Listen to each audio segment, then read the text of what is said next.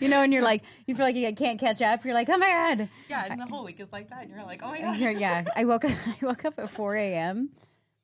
I don't normally wake up at 4 a.m. Garrett does. And I was like, whoa. Yeah, no. And I heard his alarm and I was like, go back to sleep, go back to sleep, go back to sleep. And I laid there till 6. And then I finally was like, I guess I'll just get up. So that's where I'm at this morning. That's why I am double caffeinated with Celsius. And this has caffeine in it. Oh my It's gosh. important to hydrate. So anyways.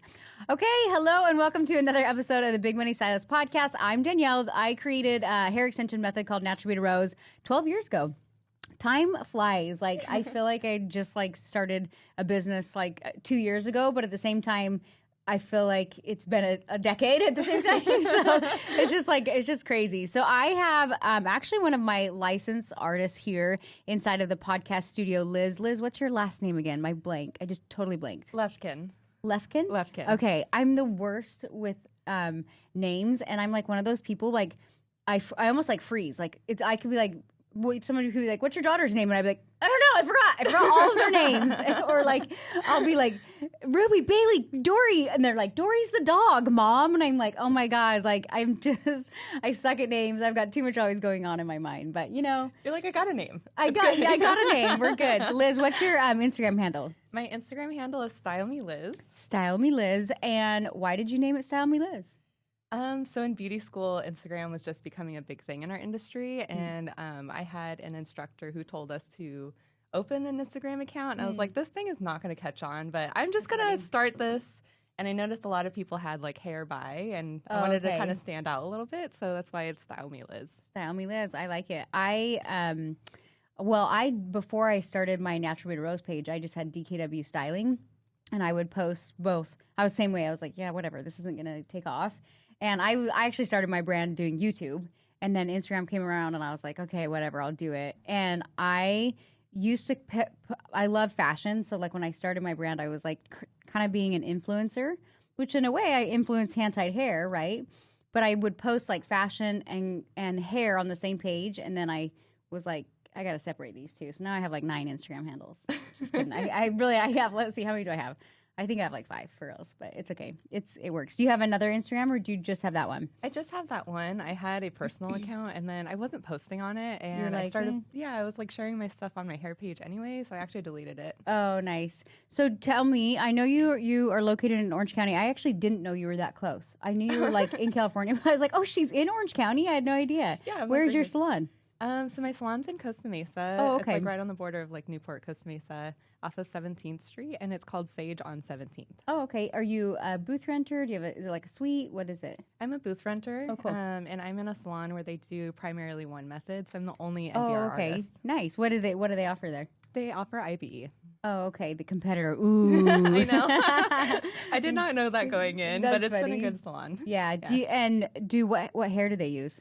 They use Covet in Maine, and I think IBE has their own brand as well. Oh, okay. And then there's some other brand. Are they jealous of Isla hair? I think so. I've actually had a lot of questions this last week. I just came back from our funny. intensive. I've had a lot of people come back to Natural Beaded Rows just for the quality of Isla hair. Yeah. And I've had even clients who ended up going somewhere, and then they come back because they're like, oh my God, I just love the quality of hair. I'm like, I know. And you know what? There's a lot of good, I will say NBR, I would say we're the OGs of any kind of beaded system. But artists' work in general has really gone up. When I started my brand, I felt if you, natural looking hair extensions wasn't a thing. Extensions were known for being crappy, and I knew a lot of artists that didn't even want to offer extensions because they had such a bad rap. Did you? So how long have you been doing hair?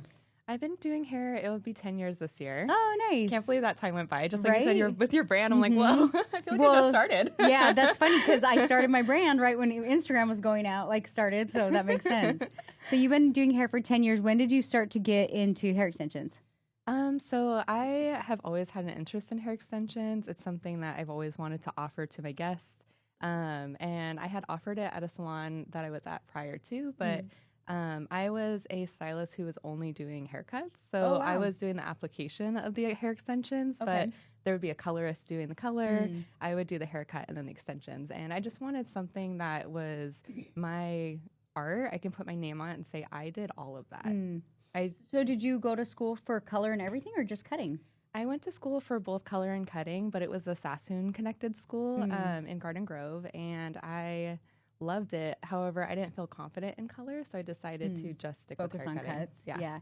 Do you, so you, in the beginning, you just did haircuts. How did you kind of eventually transition into doing it all? Like, color is kind of scary. It really is. It You're is. like, I'm going to mess someone's hair up. And like with a haircut, sometimes it seems safer, even though it's not.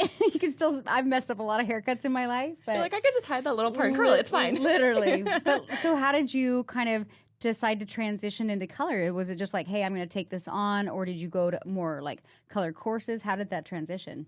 There was a brief moment before I decided to do just hair cutting that I had done color, and I just felt like the worst at it. And looking forward, I was like, I can really handle this. And if it's something that, like, yeah, it's a challenge, but if it's something that I'm wanting to offer to my clients, especially with offering NBR, like, I need to push myself to be the best stylist that I can for them. And that meant taking the courses.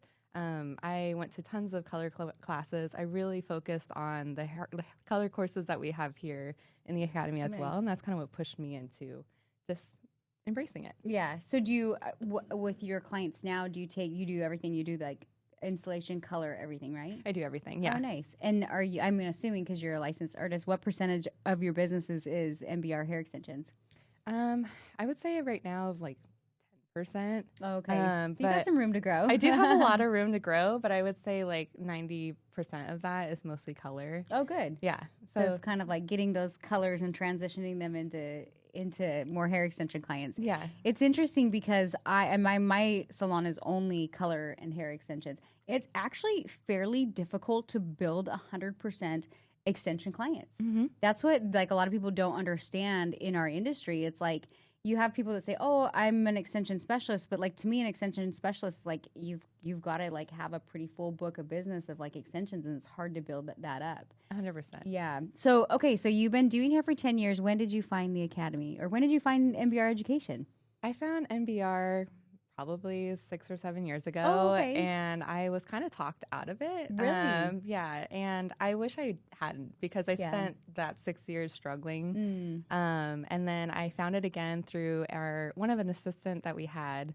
She brought it up, and I was like, oh, yeah, I remember seeing this and kind of diving deep into it. And then a month later, I was like, I'm just signing up for it. So You're like, I'm doing it. yeah, I'm not holding back. So you found it like 6 years ago, but you didn't actually sign up. No, I didn't. Oh, so when did you sign up? How long ago was that? It was in April 2021. Okay, because I was like, no way, you've been in the program for 6 years, and I'm like, I don't. No, I wish I had. I was like, I feel like you would be like a trainer like now, you know what I mean? I'm like, so okay, so then you felt like, did you just kind of feel stagnant in your business, and then like the education kind of popped back up, and you're like, hey, I need this? I found success in being a haircutting specialist, but I wasn't fulfilled. I had days where I was working from like 10 o'clock in the morning until like 8 or 9 o'clock at night without a lunch break, and I just wanted freedom. Yeah. So that's really what led me back to doing the hair extensions and like really honing in and focusing on color as well. Well, it's like time is money. It's like in our industry, we're taught like fill your books, fill your books, fill your books. And you can say, oh, I did 12 haircuts today. Now you probably like cringe. Like that's not something you want to brag about. You're like, no, I did 2 hair extension clients today and made twice as much, you know? Exactly. And so I feel like everybody has a story of how they kind of get to burnout, and they're like, I got to do something else. And that's probably like timing wise for you when education probably popped back up. Yeah. Because you were like, okay, I don't want to be doing 12 haircuts today. No. No, and I was becoming an educator for a brand as well. So not only was I working 5 days a week with those types of hours, but I was educating. Oh, so I had like geez. no time to myself. Are you married? I am. Oh, okay. Do you Plus have my kids? husband. No, not Oh, yet. okay, not yet. So you're just like, it's hard too when you don't, honestly, like before I had kids, like I remember working all the time. I was like, why would I say no to money? Yeah. Right? And then I was like, honestly, like Garrett and I, well, I'm sure you've heard bits and pieces of our story. Like we went through like rough times where we didn't want to even be married. But honestly, I think it became with like, we were both just kind of obsessed with our craft and working to the point where we would like go out, maybe go out to like Cheesecake Factory on the weekend and like usually fight and then start it all over again the next week. Right. Yeah. It's like, I always tell people, if you want a good relationship, you have to like put time into it, and you can't do that if you're burning out behind the chair. And so I learned it the hard way, and that's why I became really passionate about like well, number one, like you said, you get so burnt out. You're like, I got to do it different. It just makes sense to go down this path of, making more money and not working 12-hour days. Exactly. So how did you transition to that? Because I feel like that's really hard for artists to literally like say no to money. Like, I know it sounds stupid, but like, you're like, I'm not working these hours anymore. How did you kind of transition your boundaries to not work those kind of days and hours anymore? I think at first it was really difficult because we are so like drilled to think that way. But I just was so burnt out and over it that I couldn't handle it anymore. Yeah. That it got to a point where it was like, I just have to do what they're telling me to do in the academy because I believe in it. I've seen it work. I see artists who find success in it, and I have to find that in my business as well. And that just means following what we're being taught and not just like saying I'm doing it and not actually doing it, Well, it's like you feel like I always like give the comparison like you're on a hamster wheel. Yeah. You're not like, you have the illusion of you're working really hard, but you're like, I'm just really tired, and like my bank account and my relationship is not reflecting how tired I am. Yeah.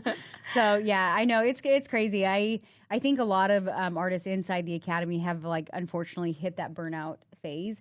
And it drives me nuts that it's kind of still taught in our industry. Like, you'll see the funny reels and stuff where it's like an artist after the end of the day, and like at the beginning of the day they have their coffee, and at the end of the day they're like on the floor. Like, I'm like, nobody wants to go to work, and at the end of the day they're just like dead. Like that to me is not success. And yeah, it's just like we've got to do something. We've got to do it like a little bit different. So now, how many days a week do you work behind the chair?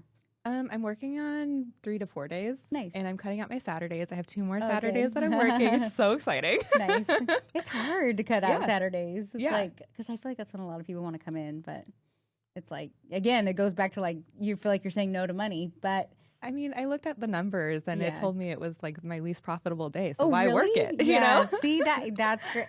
That's truthfully, so my salon's actually closed Saturday, Sunday, and Monday. Because same thing as a salon owner, I was like, we need to be open more. And then like, when you do the numbers, like the facts don't lie. You're like, okay. So that's the one thing that we like encourage everybody as soon as they get into the academy. Cause I think business owners, entrepreneurs, and especially artists are kind of notorious for like being artsy and like in their feelings. Yeah. And you're like, okay, just look at the numbers and your overhead and what are you making? And when you see a clear distinction, you're kind of like, oh, it'll be hard, like to have that conversation with your clients. But ultimately, you're like, I'm not, like you said, you're like, I'm not that profitable on that day. So it makes it a little easier to have those conversations, right? I mean, yeah, it's still intimidating, but I'm like, it's not worth missing that time with my loved ones anymore. Right.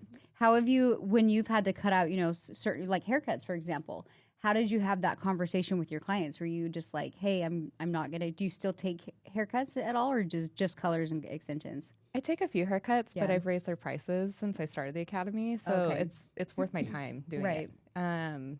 Having those conversations at first was really terrifying, so I actually would just like send out a text message and be like, okay, let's hope for the best, and just like hope no one like, you broke up through text message. I did. But now I have those face-to-face conversations with them because I feel like they deserve it. Yeah. And it's not coming from a malicious place. It's just where I'm moving forward in my business, I always feel like whether it's through an email or a text, even if we have a price increase, I have Crystal, I'm like, I don't do it anymore, but I have Crystal have personal conversations with every single client.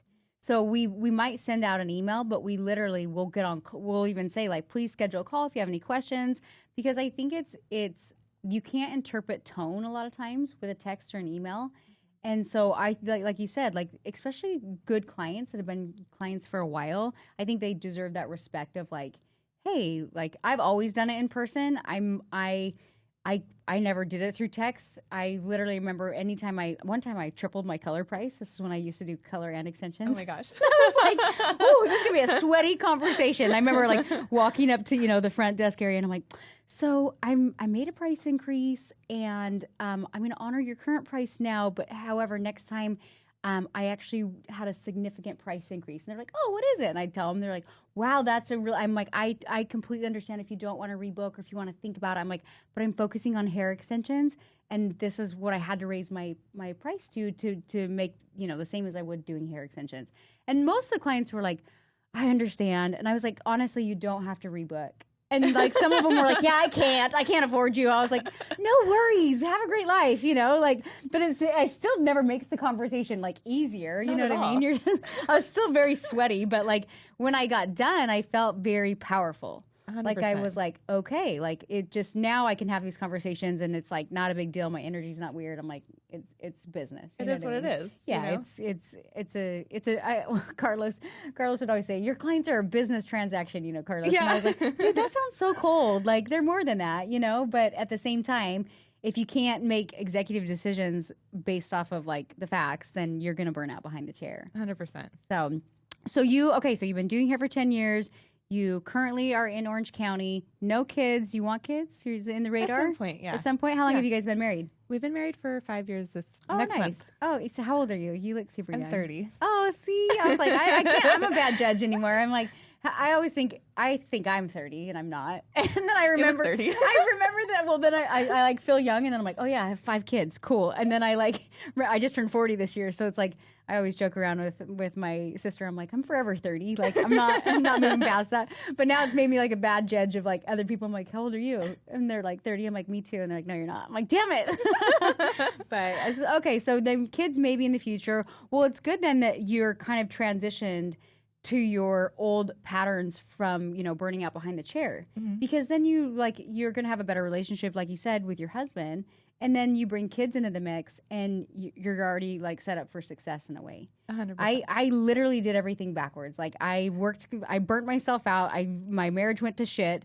I then had kids and burnt myself out again. But then luckily I had 2 more kids. So I'm trying to do the whole balance thing right this time. I'm like, okay, I have my 2 babies where I worked a shit ton, but it was fine. And now I'm like, so now that's again why I'm like passionate about like work quality of life with everybody. So what do you do on your days off? I'm kind of a nerd. Even this last weekend, we actually like played video games. Oh, nice. He plays on TV and I play on like a little Steam Deck, or we like to listen to audiobooks together. Cute. Sometimes we get outside, but yeah, I'm like, let's stay inside. Yeah. Well, the weather's been weird and shitty lately. It has been. I'm like, I don't want to deal with it. And Yeah. it's not winter. I love fall winter weather. So I'm like, just keep me inside. Yeah. We did not get a summer this year. Like, no, we didn't. Literally, it's been like so weird and rainy. Like, I feel like I'm like yesterday, my daughter was like, Mom, let's go get pumpkin spice lattes. I was like, no, I'm not ready. I'm not ready for fall. But I do love it. That's funny. My husband and I feel like on our days off, we both like sneak away to our offices. And I'm like, are you working? He's like, no, are you? I'm like, no. I'm like, okay, we got to like tune out the noise. I just saw the best, you were just talking about gaming. I saw the best movie yesterday. Have you seen that new race car movie? What is it called? It's so good. It's about a gamer who turns into like a professional race car driver. Oh, I don't remember the title of that one. I don't either, but I was actually pleasantly surprised. It was like really, really good. So you should go see that on your next day off. Yeah, I will. So that's amazing. So work-life balance. We're working on getting more NBR clients in. What's been your biggest hurdle right now behind the chair? Because you've had like a lot of success. You've kind of like shifted your mindset to where you're realizing like quality time with your husband, things like that. What right now has been kind of like challenging for you behind the chair? I think just trying to get to that next level. Like I've gotten to where I am at today. I actually looked back yesterday at like my why from my first intensive, and I'm like, wow, I've actually made it to that point. But now I'm trying to get to my next why, which I feel like is being in a cohesive space with people of the same mindset. I'm also trying to just really focus on only NBR and trying to attract that to my chair. Those are my goals. So it's just going to the next level. And it's crazy because I always say like perfection doesn't exist. It's always progress. Yeah. So it's cool to actually look back and reflect how far you've come, but also be like, okay, 5 years ago me would have like loved being here. But then you kind of get this itch. You're like, okay, now I got to go to the next chapter. Yeah, like what's next? Yeah, like I can't just stay here. But it's cool, like to be in that space where you're like, oh, if I could only get there. To be like, hey, I've made a lot of shifts and changes, and acknowledge that, and then be like, okay. And then you're like, for me, it pushes me to go to that next level. Garrett and I were on a walk on Sunday, and he was bitching about something, I don't know. And I was like, I was in a good mood, and he was in a grumpy mood, and I kind of take on this role when he's grumpy. Like, it's like, I feel like I need to like snap him out of it, you know? So I was like, okay, I'm sorry. We're literally like walking down the beach. I'm like, I'm sorry. Look around you. I'm like, sir, 12 years ago, we were bankrupt. We were almost divorced. I'm like, if you would have just gave me a sneak peek of my life, just I got to like visualize myself on the beach. I saw me walking the home, the kids. I'd be like, what the hell? Like, we did it, you know? Right. I'm like, so those moments that you are feeling like grumpy or crappy, that happens at no matter what level you're at. You really have to look back and be like, okay, 5 years ago, me would have been super stoked. And so for me, like when I get in like a funk in my mind, I'm like, I kind of go to the space of like, you need to have some gratitude and get out of your funk and then and then move forward. This morning I woke up, I was grumpy, but you know what I did? I let my trainer kick my ass. I was like, I'm like, I just need you to know I do not want to be here. She's like, great, I'm gonna kick your ass. I was like, perfect, I love it. By the end of it, I was like, okay, I'm awake, I'm ready. We got this. Yeah. I was reading something on Instagram that said like, the hardest part of your day should be done in the morning. And I truly believe that. That's why like I do a lot of like my meditating, my writing, my working out. I'm like, I have like a solid 3-hour window in the morning that I kind of feel selfish because I have kids, but at the same time I know that I'm a better person if I like get my checklist done. Are you currently doing were you there? I can't remember. There was a fact map we did and I was talking about the morning routine. Do you have a specific morning routine that you do? I'm getting it honed in now because before I was like, I have a morning routine, but it really wasn't a routine at all. Yeah. So now I wake up and I drink my water. I start working out. My excuse before was like, oh, I can't make it to the gym. But like now I have an at-home workout that I literally can do in my pajamas. Like I have no excuse. So I do that. In your pajamas. Yeah, I'm like, like there's no excuse. Yeah. I do my devotionals or I read and journal. And then sit and have my coffee as I stare out the window because I need like 10 minutes of doing that. What time do you typically get up in the morning? Now it's been like 6 or 6:30. Oh, good. Yeah. That's typically, I get up at 6. Garrett's always like, thinks that's sleeping in. I'm like, dude, 6. My husband does too. I'm like, 6 is a respectable time. Like, Yeah. I'm like, I go to bed at 10, I wake up at 6. I'm like, I got to get my 8 hours. But yeah, I've been really pushing the morning routine with everybody in the academy because for me, like if I don't have my routine, I like fuck around on Instagram or I'm like shopping and I'm like, it's 7 a.m. Why do I need to, what am I doing? Yeah. So it's like, I have like my 20-minute like content creation that wakes my brain up. I allow myself to fuck around on Instagram for at least 10 minutes, but I'm usually getting a post ready. You know what I mean? Then I usually finally I don't drink coffee. Everyone makes fun of me. I put pre-workout in a mug and it looks like I'm drinking coffee. And I'm like, I sip it like it's coffee. It's not. It's just straight like. It's an illusion. It's an illusion. It's just pre-workout. And then like 10 minutes in, I'm like jazzed. But yeah, I feel like the morning routine, for me, it's like, it's my self-medication, I guess you could say. Yeah. And so I always really push it inside like the academy because I'm like, hey, if you guys are in a funk, no matter what, like if you just get up and hit that morning routine, like you're a better artist, you're a better wife. Like I just think it's super important. So I'm proud of you for admitting that you're getting better about your routine. I'm not perfect. I'm sticking to it. I'm doing it like 5 to 6 times throughout the week. Yeah. Sunday I was like, oh, I didn't do it. And I'm not going to do it because I'm just being lazy. But then halfway through the day, I'm like, I should have just done it because you'll feel better. Yeah. Like, I hate this feeling. Sundays, I actually allow myself to sleep till 7. It's the one day I sleep till 7. Yeah. But even then, I like to get up and go for a walk and do something productive. I'm like, I don't need to go hit the gym really hard, but I can't like lay in bed and do nothing, you know? So. Yeah, which is what I did and I regretted it.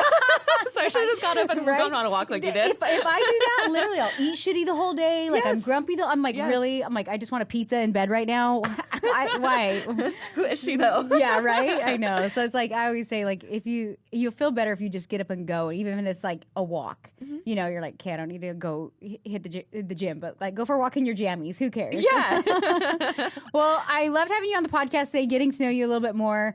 I feel like the academy has gotten so big that it's hard for me to personally like connect with everybody.